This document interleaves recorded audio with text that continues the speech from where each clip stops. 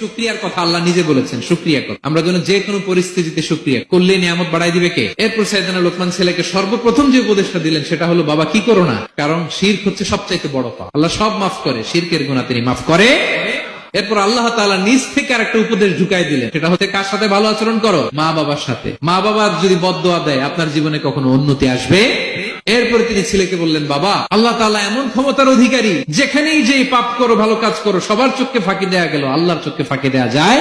আল্লাহর শক্তি ক্ষমতার ব্যাপারে সতর্ক করলেন। এরপরে তিনি ছেলেকে বললেন, নামাজ কায়েম করো, নিজেও পড়ো, সমাজের সবাইকে নিয়ে পড়ো। এরপরে তিনি ছেলেকে বললেন, বাবা ভালো কাজের আদেশ দাও, মন্দ কাজের নিষেধ করো, মন্দ কাজ থামিয়ে দাও। তারপর বললেন, বাবা বিপদে ধৈর্য ধরো। এরপরে বললেন, গণমানুষের সাথে মেশো, পিপল ওরিয়েন্টেড হও। এরপর ছেলের বডি ল্যাঙ্গুয়েজ ঠিক করে দিলেন, অহংকার বশত হেঁটো না, চিৎকার করে কথা বলো না। সবশেষে ওরাল কমিউনিকেশন কিভাবে করবে, শাউটিং না হয়ে মোলায়েম কণ্ঠে মানুষের সাথে যেন ভদ্রচিত ভাবে কথা বলতে পারে, এই উপদেশ মালাগুলো দিলেন।